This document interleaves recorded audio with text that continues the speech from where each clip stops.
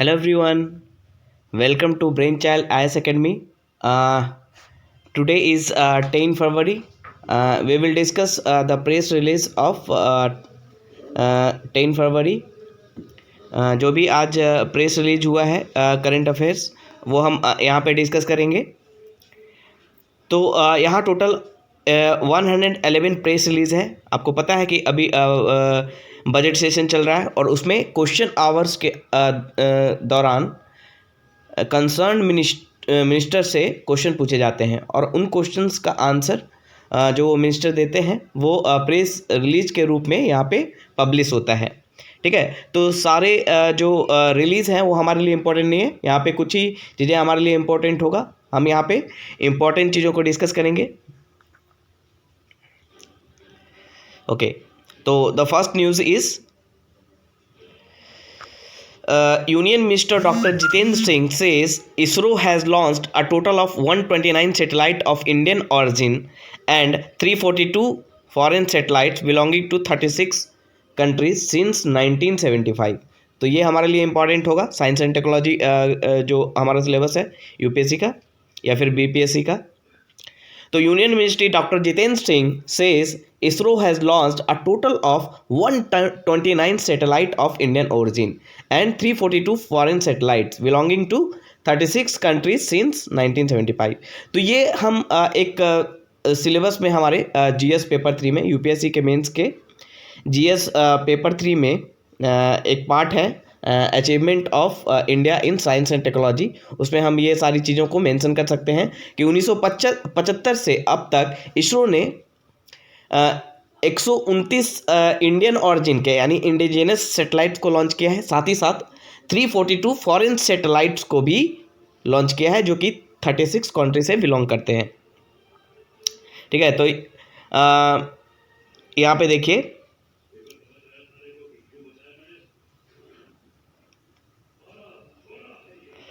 तो यहाँ पे इतना ही इन्फॉर्मेशन हमारे लिए इम्पॉर्टेंट है कि कितने सेटेलाइट को इंडिया अभी तक लॉन्च कर चुका है। ठीक है, उसमें से इंडिजिनस सेटेलाइट्स कितने हैं और फॉरेन सेटेलाइट्स कितने हैं।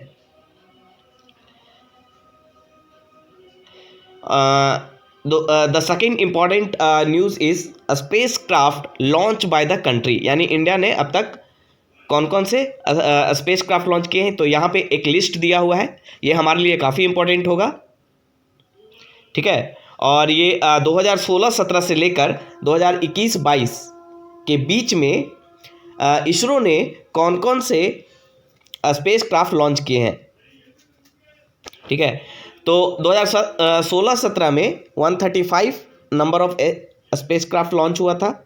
17-18 में 67, 18-19 में 40, 19-20 में 56, 20-21 में 30 और 21-22 में अब तक एक स्पेस क्राफ्ट लॉन्च किए जा चुके हैं।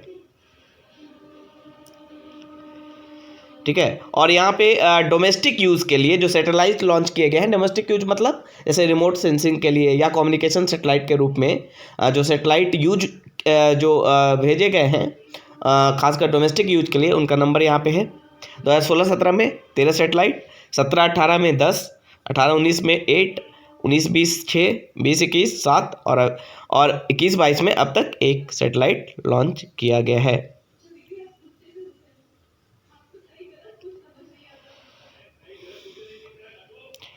और यहाँ पे ये भी दिया हुआ है कि किस कंट्री से 2016-17 और 2021-22 के बीच में किस कंट्री का सैटेलाइट सबसे ज़्यादा लॉन्च हुआ है फॉरेन सैटेलाइट के रूप में।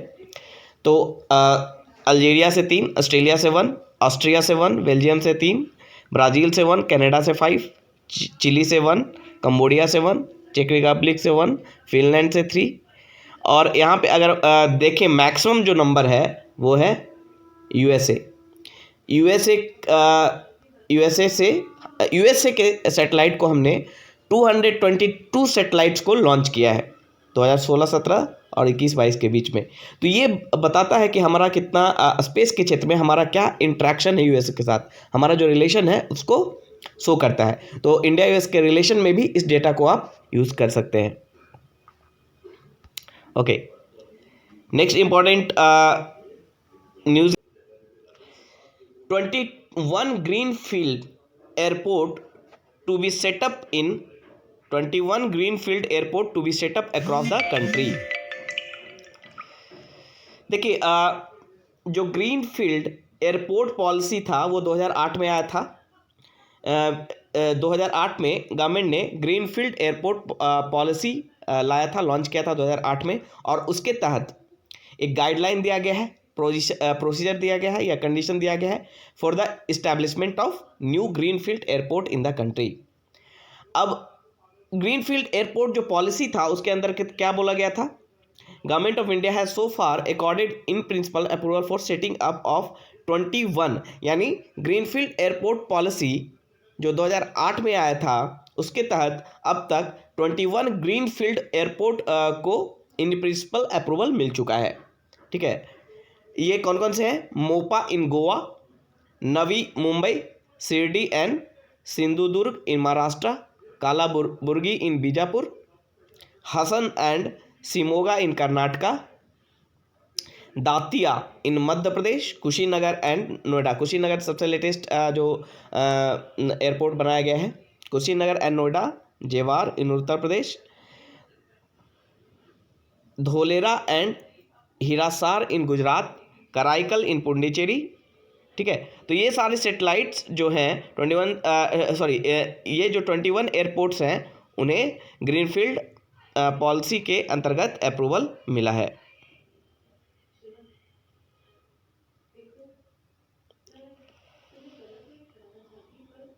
ओके, ग्रीनफील्ड एयरपोर्ट क्या होते हैं? ग्रीनफील्ड एयरपोर्ट क्या होते हैं?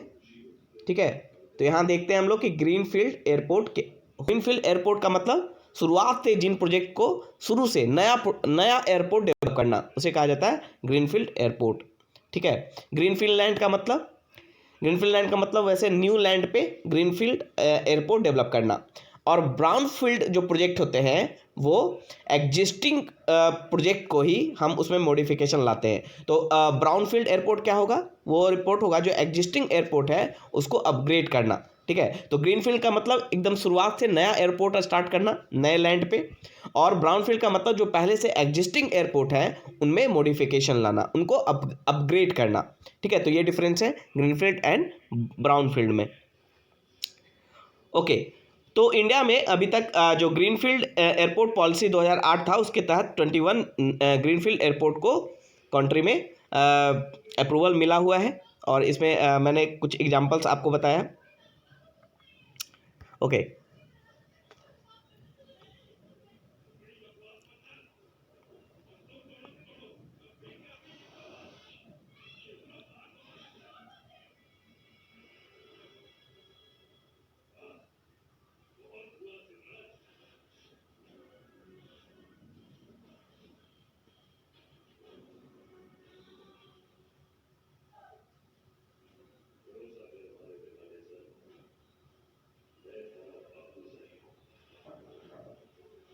और नेक्स्ट जो इम्पोर्टेंट न्यूज़ है वो है coastal vulnerability due to sea erosion. तो coastal vulnerability due to sea erosion, ठीक है, तो National Centre for Coastal Research जो है एक अटैच ऑफिस है मिनिस्ट्री ऑफ अर्थ साइंस के अंतर्गत। उन्होंने एक स्टडीज़ कंडक्ट करवाया है, ठीक है, और उस स्टडी का नाम है vulnerability studies due to sea erosion, यानी सी इरोजन के कारण जो वल्नरेबिलिटी प्रोड्यूस हो रहा है at selected location along the Indian coast. Extreme rainfall and associated flooding pose a threat to the coastal communities including fisherman and integrated flood warning system has been developed for two coastal cities, Chennai and Mumbai, to disseminate information on flood vulnerability in the event of heavy rains to the state government through IMD for mitigation action। देखिए, जो flood होता है, flood के कारण क्या होता है कि लगातार फ्लड होने के कारण कोस्टल एरियाज़ में जो लोग रह रहे हैं वो उन कम्युनिटी को काफ़ी दिक्कतों का सामना करना पड़ता है, उनको थ्रेट पहुंचता है, उनको ये डर होता है उन पे संकट आने का, ठीक है। और इन कम्युनिटी में फिशरमैन भी आते हैं, ठीक है। और इन कम्युनिटी को बचाने के लिए integrated flood warning system develop किया गया था, जो कि दो सिटीज़ में है, दो कोस्टल सिटीज़ में है, चेन्नई और मुंबई में। तो यह ध्यान में रखेंगे कि जो इंटीग्रेटेड फ्लड वार्निंग सिस्टम है वो अभी दो सिटीज़ में डेवलप किए गए हैं, चेन्नई एंड मुंबई, ताकि जो फ्लड से रिलेटेड जो कैलेमिटीज़ आते हैं या फिर जो डिजास्टर आता है उससे जो कोस्टल कम्युनिटीज़ हैं उनको बचाया जा सके। ओके, साथ ही साथ जो national Centre for Coastal research है उन्होंने एक मोबाइल एप्लीकेशन लॉन्च किया है, ठुंडिल, ठीक है, along with the department of fishery department के साथ मिलकर एक मोबाइल ऐप लॉन्च किया है, ठुंडिल। तो ये आप याद रखेंगे, ठीक है। इसमें गवर्नमेंट ऑफ तमिलनाडु भी शामिल है ठुंडिल ऐप को डेवलप करने में। टू डिसेमिनेट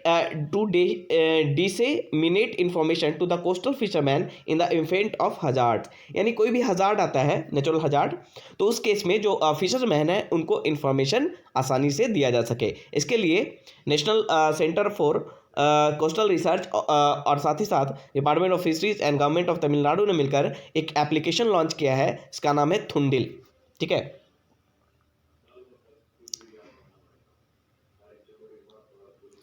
और ministry of Earth science had successfully demonstrated the coastal erosion mitigation measure at Puducherry and Kadalur Peria Kuppam village in Tamil Nadu. Coastal stakeholders like fishermen and local administration government bodies were consulted during the development of tools like flood warning system and Android based app for fishing community while implementing preventive measures. Okay. तो this is very important news. Next है Deep Ocean Mission. Deep Ocean Mission से related एक press release है। जो इसरो है, ISRO is one of the collaborators of the Ministry of Earth Science for implementation of Deep Ocean mission.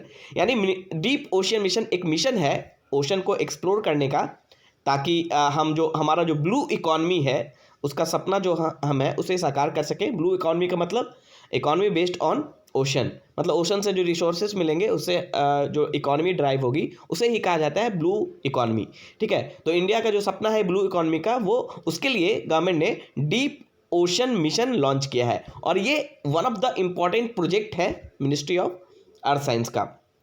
और deep Ocean mission किसके द्वारा launch किया गया है? मिनिस्ट्री ऑफ अर्थ साइंस के द्वारा। और इसमें एक कोलैबोरेटिव पार्टनर है, कौन है? ISRO, Indian Space Research Organisation, क्योंकि इसरो के द्वारा बनाए गए सैटेलाइट के थ्रू ही हम डीप ओशियन मिशन को पॉसिबल बना सकते हैं, यानी ओशन को हम एक्सप्लोर कर सकते हैं, एक्सपेडिशन कर सकते हैं।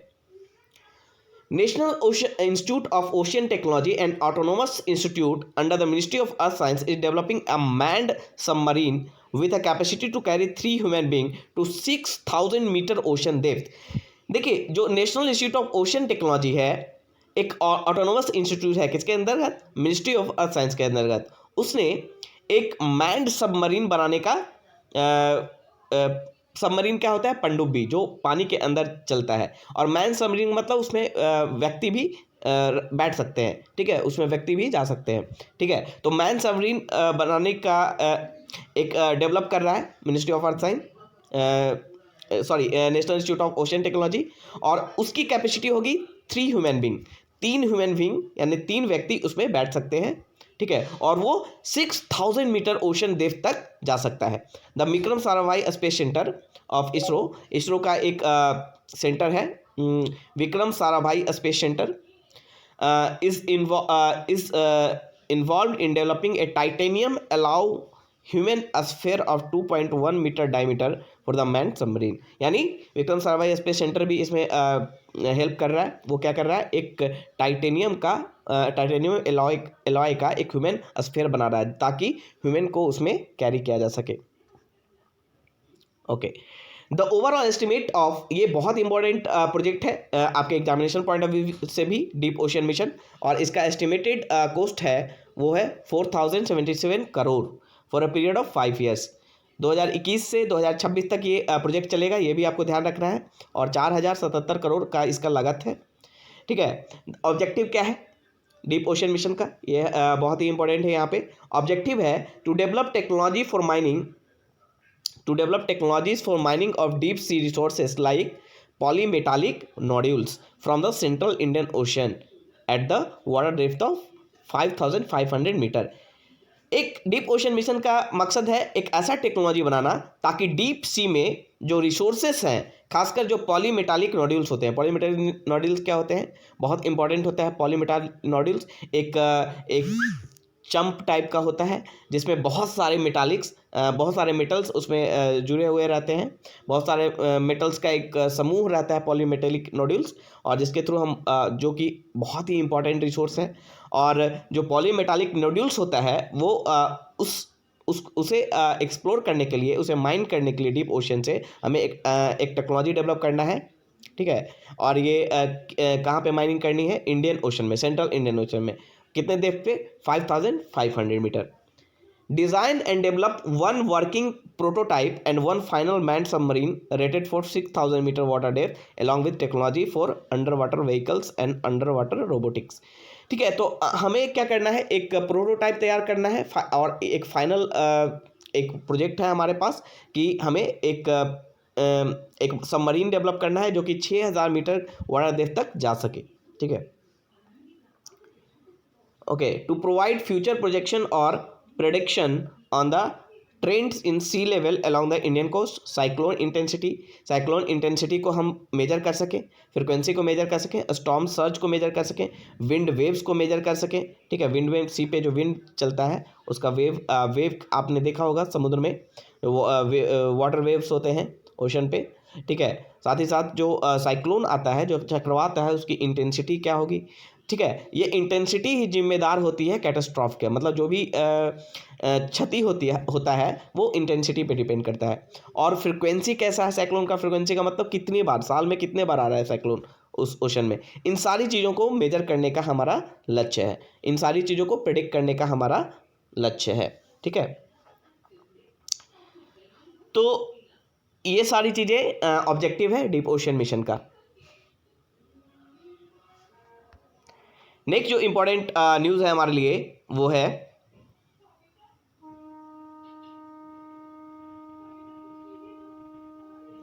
Conservation and protection of mangroves. Environment से रिलेटेड ये न्यूज़ है, प्रेस रिलीज है, काफ़ी इंपॉर्टेंट है हमारे लिए। Conservation protection mangrove, the government has taken steps to protect, sustain, conserve and augment forest in the country through promotional as well as regulatory measures, ठीक है, through regulatory measures. The promotional measures are being implemented through the central sector scheme under National Coastal Mission Program on conservation और management of mangroves and coral reefs.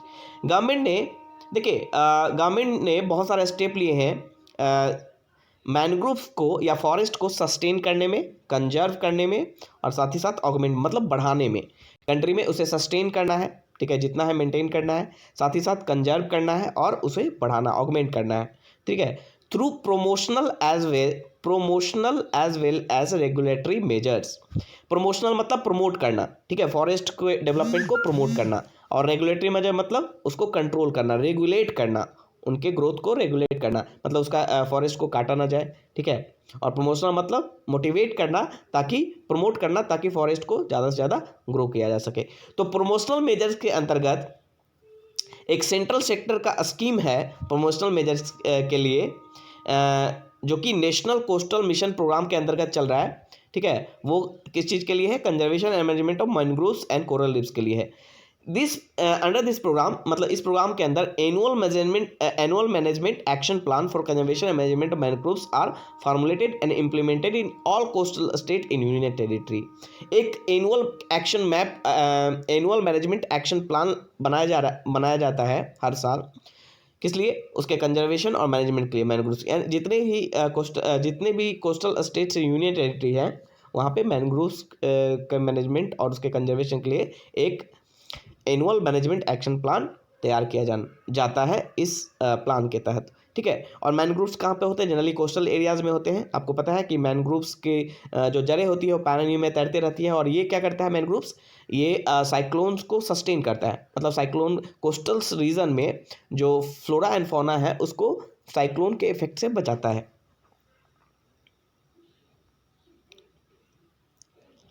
Okay,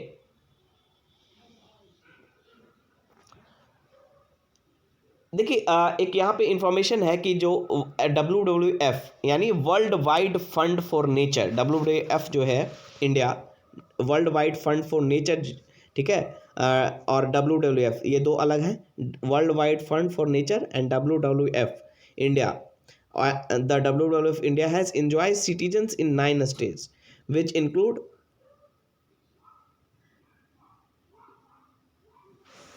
Maharashtra, Goa, Gujarat, Andhra Pradesh, Tamil Nadu, Kerala, Orissa, West Bengal and Karnataka और mangrove conservation through the magical mangroves campaign.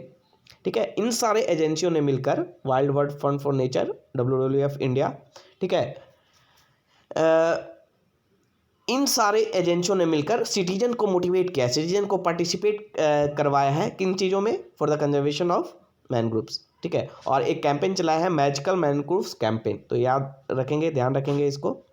About 180 volunteers have committed their time towards being educated on mangroves conservation and to inspire more community members to do the same.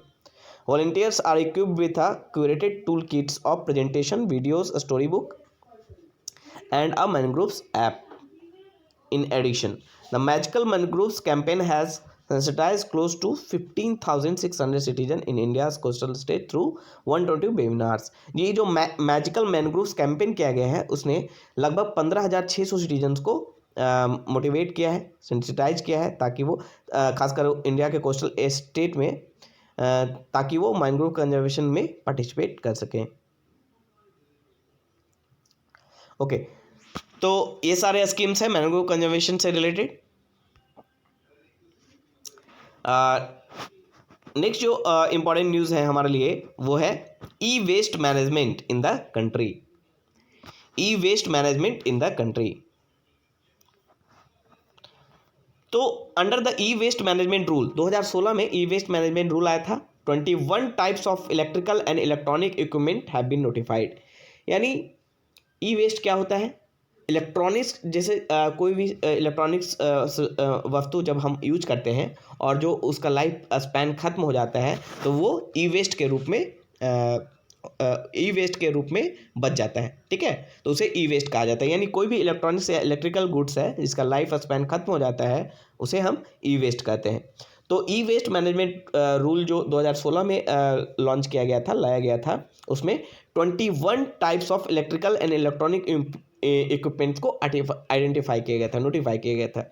Did notify electronics and electrical equipments at the end of their life become e waste. उनका life जब खत्म होता है तो वो ई waste में convert हो जाते हैं। This input data for estimation of generation of e waste is available only for financial 2017-18 and for national level generation only. Information on national level e waste generation is available financial year wise for the financial year 2017-18, 18-19, 19-20 and is given in the. देखिए, जो ई waste generate हुआ है पिछले 2-3 साल में उसे यहाँ पे हम लोग देखेंगे, वो इंपॉर्टेंट डेटा है हमारे लिए। 17-18 में 7,08,444 टन्स ई वेस्ट जनरेट किया गया था। 18-19 में 7,71,215 टन्स ई वेस्ट जनरेट हुआ था और 19-20 में 10,14,961.2 टन्स ई वेस्ट जनरेट किया गया। तो ये आप देख सकते हैं कि ई वेस्ट का जो अमाउंट है, जनरेशन का जो अमाउंट है इंडिया में, वो लगातार बढ़ता जा रहा है। द इम्पोर्ट्स एंड, देखिए एक और बड़ी समस्या है कि इन ई वेस्ट का जो हजार्डियस सब्सटेंस होते हैं या अदर वेस्ट ई वेस्ट है उनका इंपोर्ट और एक्सपोर्ट किया जाता है, ठीक है, ये बहुत बड़ा मार्केट है और इसे रेगुलेट करने की ज़रूरत है क्योंकि ये बहुत ही हजार्डस होता है ई वेस्ट, ठीक है। तो the import and export of hazardous and other waste is regulated under the hazardous and other waste management and transboundary movement rules 2016। एक रूल इसके लिए भी बना था ताकि इंपोर्ट और एक्सपोर्ट को रेगुलेट किया जा सके, और वो रूल था hazardous and other waste management and transboundary movement rules 2016। Government had ban import of e waste in the country. Import करने से गवर्नमेंट ने बैन किया है सिंस 4/4/2016, यानी 4 अप्रैल 2016 से इसे बैन कर दिया गया है by listing e waste in the schedule 4। ये शेड्यूल 4 क्या है? Basel number of the schedule. Schedule 4 में इन कुछ ई वेस्ट को लिस्टिंग किया गया है कि ये सारे ई वेस्ट का इंपोर्ट नहीं किया जाएगा। The increase in generation of e waste is due to the increase in the sales of triple E in the country in the previous year. देखिए ये जो ई वेस्ट में जो लगातार वृद्धि हो रही है उसका कारण क्या है कि जो इलेक्ट्रिकल एंड इलेक्ट्रॉनिक्स इक्विपमेंट है उनके सेल्स में काफ़ी वृद्धि हुई है कंट्री में, और इसके कारण जो सेल्स जो वेस्ट है वो ज़्यादा से ज़्यादा जनरेट हो रहे हैं। तो नेक्स्ट इंपॉर्टेंट न्यूज़ है हमारे लिए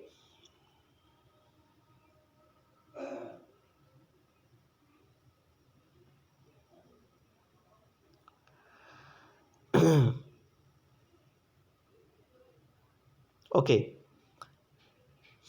तो इम्पोर्टेंट हमारे लिए एक न्यूज़ जो कि एग्रीकल्चर के पॉइंट ऑफ व्यू से इम्पोर्टेंट है, वो है new irrigation technology.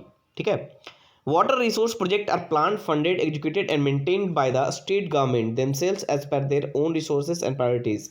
Role of Government of India is limited to providing technical support and in some cases partial financial assistance under the existing schemes implemented by Ministry of Jal Shakti. देखिए जो water resource project होते हैं जैसे irrigation project है, ठीक है, उनकी planning करना, उनकी फंडिंग करना, उनको एग्जीक्यूट करना और उनको मेंटेन करना, ये किसकी जिम्मेदारी है? ये स्टेट गवर्नमेंट की जिम्मेदारी है।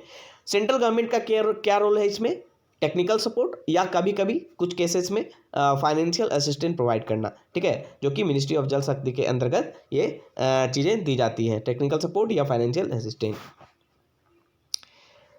In order to supplement the effort of state government of India has taken many important initiatives for widespread promotion of technological advancement in irrigation.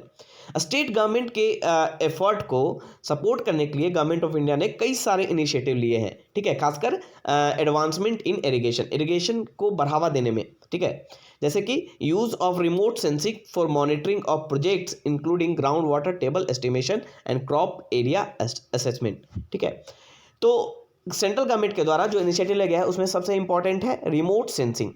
Remote sensing क्या होता है? रिमोट सेंसिंग में मैंने बताया था सैटेलाइट के थ्रू अर्थ को sense किया जाता है, लैंड को सेंस किया जाता है कि कहाँ पे कौन सी चीज़ें हैं। ठीक है, तो रिमोट सेंसिंग के द्वारा सेंट्रल गवर्नमेंट ने क्या किया है, क्या किया है, मॉनिटर किया है किस चीज़ को? ग्राउंड वाटर टेबल को, साथ ही साथ क्रॉप एरिया को असेस किया है कि कहाँ पे कितना क्रॉप एरिया है, साथ ही साथ ग्राउंड वाटर टेबल का एस्टिमेशन भी रिमोट सेंसिंग से किया गया है। अस्काडा बेस्ड सिस्टम फॉर इरिगेशन, एक सिस्टम है अस्काडा बेस्ड सिस्टम फॉर इरिगेशन जो सेंट्रल गवर्नमेंट के द्वारा प्रोवाइड किया गया है। माइक्रो इरिगेशन क्या होता है? जैसे स्प्रिंकलर होता है, आपने देखा होगा कि बूंद बूंद से पानी को पौधों के जड़ों में दिया जाता है। ठीक है, इसे उनकी एफिशिएंसी बढ़ती है। ठीक है, साथ ही साथ प्रोडक्टिविटी भी बढ़ता है। तो माइक्रो इरिगेशन जो टेक्नोलॉजी है वो भी सेंट्रल गवर्नमेंट के द्वारा इनिशिएटिव लिया गया है। Underground pipelines for distribution, precision irrigation and use of technology in water set. तो ये सारे कुछ टेक्नोलॉजी है जो सेंट्रल गवर्नमेंट के द्वारा उठाए गए हैं। साथ ही साथ और क्या है, water set and spring set development for integrated development of rainfed area through soil and water conservation including generation of ground water and arresting run of and use of solar pump for ground water. ठीक है, solar pump का use करने को भी बढ़ावा दिया गया central government के इनिशिएटिव के द्वारा। सोलर पंप क्या होता है? जो सोलर एनर्जी से पंप चलाए जाते हैं ग्राउंड वाटर से, जो वाटर, क्योंकि आपको पता है बहुत सारा इलेक्ट्रिसिटी वेस्ट होता है ग्राउंड वाटर के पंपिंग में, खासकर इरिगेशन प्रोजेक्ट के लिए। तो गवर्नमेंट ने सोलर पंप्स को प्रमोट किया है। तो ये सारे मेजर आपको याद रखने कि सेंट्रल गवर्नमेंट के द्वारा कौन कौन से इनिशिएटिव लिए गए हैं इरिगेशन के क्षेत्र में, क्योंकि इरिगेशन स्टेट सब्जेक्ट है, बट सेंट्रल गवर्नमेंट इस स्टेट गवर्नमेंट के एफर्ट को सप्लीमेंट करता है। और कौन कौन से इनिशिएटिव है? तो बहुत सारे इनिशिएटिव लिए गए हैं, जैसे कि रिमोट सेंसिंग के द्वारा water table estimation, crop area assessment, SCADA based system for irrigation, micro irrigation, underground pipelines for distribution, precision irrigation, use of technology in water set and a spring set development for integrated development of rain-fed areas through soil and water conservation including regeneration of groundwater and arresting runoff and use of solar pump for groundwater based irrigation in favorable area are some such measures taken by the central government in the field of irrigation.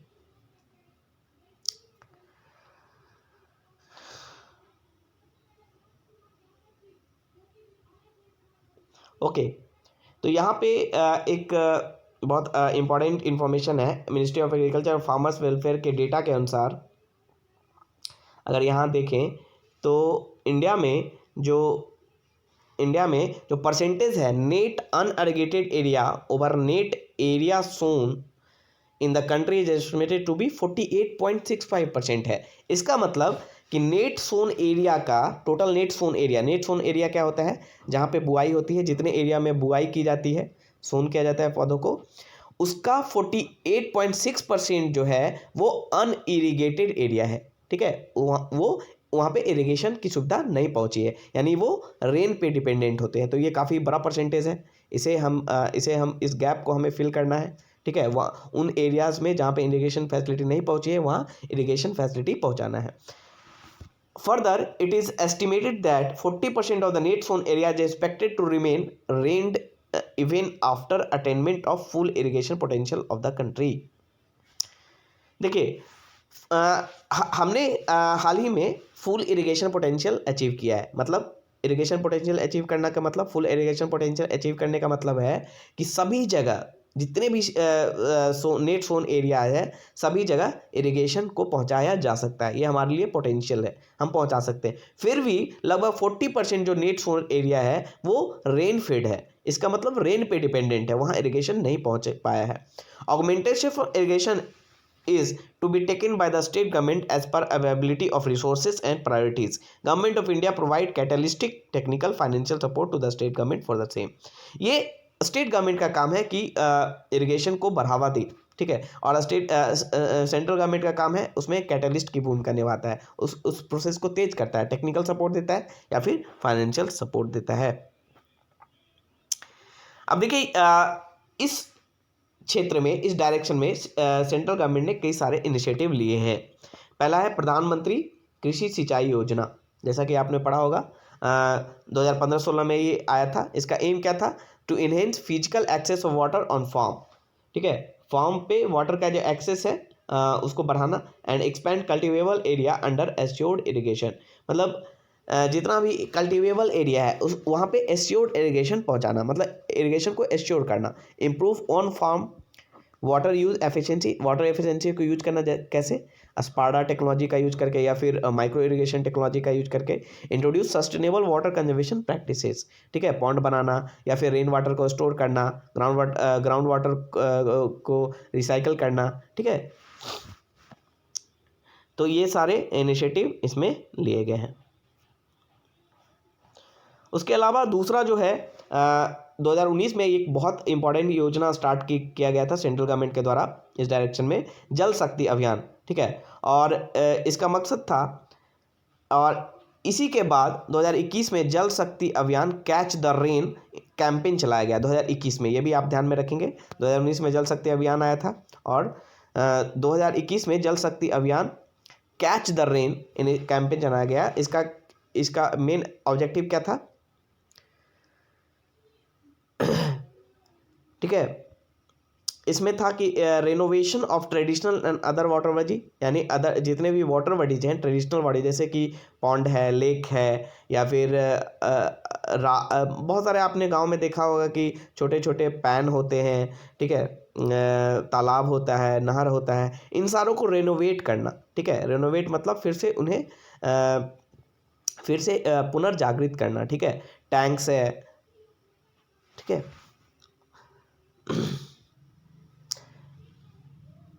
तो next जो government of India ने initiative लिया था, government of India has launch the first census of water bodies in convergence with the 6th round of minor irrigation sensor.